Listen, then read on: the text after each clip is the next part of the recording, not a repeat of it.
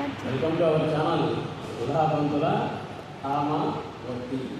మన ఛానల్లో మానసిక ప్రశాంతమైనటువంటివి ఆధ్యాత్మికమైనటువంటి విషయాలే ఉంటాయి. ఈరోజు ఎల్కేజీ దగ్గర నుంచి పీజీ చేసేటువంటి వాళ్ళ వరకు కూడా మానసిక ఒత్తిడి ఎక్కువైంది. వాళ్ళ మనశ్శాంతి దగ్గర అల్లాడిపోతున్నారు అన్నమాట. అటువంటి వాళ్ళ కోసమే ఈ జ్ఞాన ప్రసూనాలు.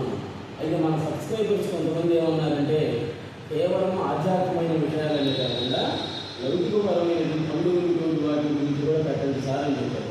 వాళ్ళ కోసమని అప్పుడప్పుడు ఇవి కూడా జ్ఞాన ప్రసూనాలలో భాగమే అవుతుంది. విజయదశమి రోజున శని వృక్షాన్ని పూజిస్తాం కదా. అసలు దేనికి ఎన్నో చెట్లు ఉన్నాయిగా, రావి చెట్లు, వేప చెట్లు కానీ చాలా ఉన్నాయి. మరి శని వృక్షాన్ని ఎందుకు పూజిస్తాము, దానివల్ల ఉపయోగం ఏంటి అనే దాని గురించి మనం జ్ఞాన ప్రసూనాల్లో ఒక భాగంగా చెప్పుకుంటాం. శని సమయతే పాపం, శని శత్రు వినాశిని, అర్జునస్య ధనుర్ధారి, శ్రీరామ ప్రియదర్శిని.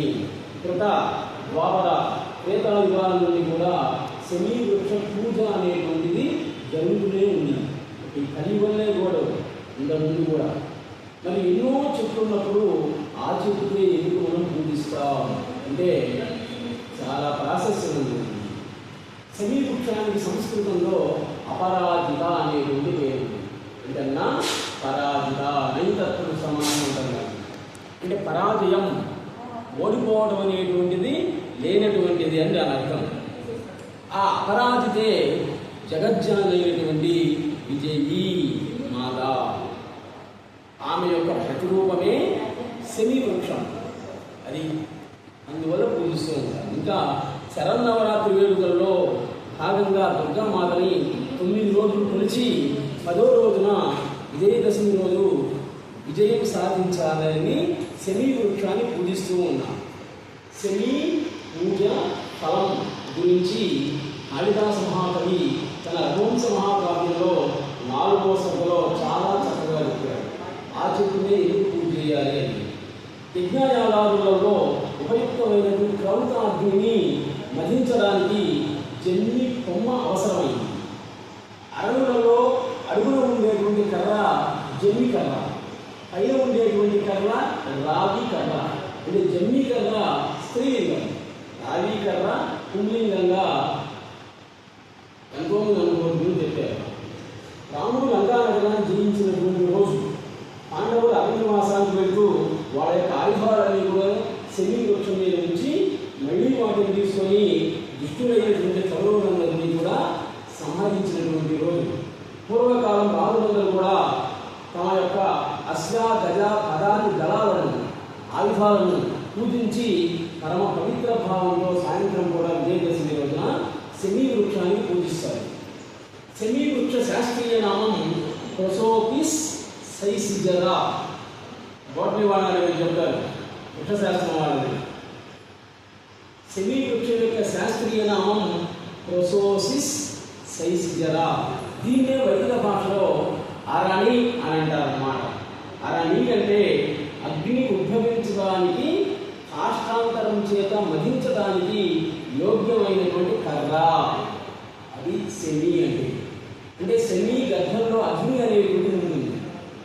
పుష్టి వ్యాధి నివారణకి జమ్మి ఆకుల యొక్క పసను ఉపయోగించేటువంటి వాళ్ళు చూడండి. దానివల్ల ఉపయోగాలు చెప్తున్నాడు అన్నమాట. దేవతా వృక్షం శని వృక్షం.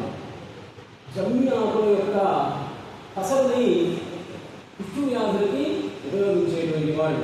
ఆ విధంగా పుష్టి వ్యాధుల నిర్మూలన అనేటువంటి జరిగింది. ఇంకా జమ్మి పూలని చక్కెరతో కలిపి సేవించడం వల్ల ఆడవాళ్ళు వచ్చేటువంటి గర్భస్రావం అనేటువంటిది కూడా నిరోధించబడుతుంది అని ఆయుర్వేద శాస్త్రంలో చెప్పారు. జమ్మి చెట్టు బెరద, దానికి ఉన్నట్టు బెరడు దగ్గు, ఆస్తమా మొదలైన వ్యాధులను కూడా నయం చేస్తుంది. కాబట్టి ఔషధ వృక్షం శని వృక్షం. అందుకే మనం శని వృక్షాన్ని పూజిస్తూ ఉంటాం.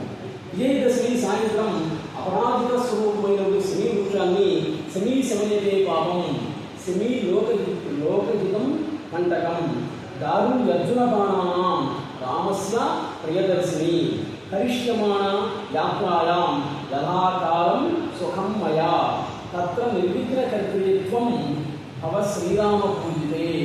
శ్రీరామ చేత పూజించబడిన శమీ వృక్షం శని దోషాలన్నీ కూడా పోగొట్టి విజయాన్ని సిద్ధించుగాక అని పూజిస్తూ ఉంటారు. శమీ వృక్ష పూజతో పాటు పూర్వకాలంలో పలాస దండాన్ని కూడా పూజిస్తారు. ఇప్పుడు ఎవరు చేయట్లే. పలాస దండం అంటే మోదుగు కర్ర, మోదుగు దండం అన్నమాట.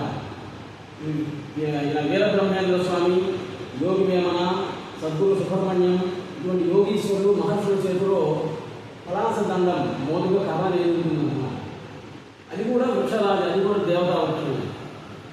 పూర్వకాలంలో ఈ శమీ వృక్షంతో పాటు మోదుగు దండాన్ని కూడా పూజించేటువంటి వాళ్ళన్నమాట. ఉపనయన సంస్కారాలలో వధువు ధరించేటువంటిది ఆ మోదుగు దండం. పూర్వకాలంలో ఎవరైనా కానీ ఏ మతం వాళ్ళైనా ఏ కులం వాళ్ళైనా కాశీకి వెళ్ళి వచ్చిన తర్వాత ఈ మోదుగా ఆకుల విస్తరణలోనే భోజనం చేసేటువంటి వాడు అన్నమాట. అంటే మోదుగా ఆకుకి శమీ వృక్షం యొక్క ఆకులు ఎటువంటి ఏ ఔషధ గుణాలు ఉంటాయో అన్ని ఔషధ గుణాలు దానికి కూడా ఉన్నాయి. శనివారంలో కూడా పోగొట్టేటువంటిది మోదుగు ఆకులు అని అంటారన్నమాట.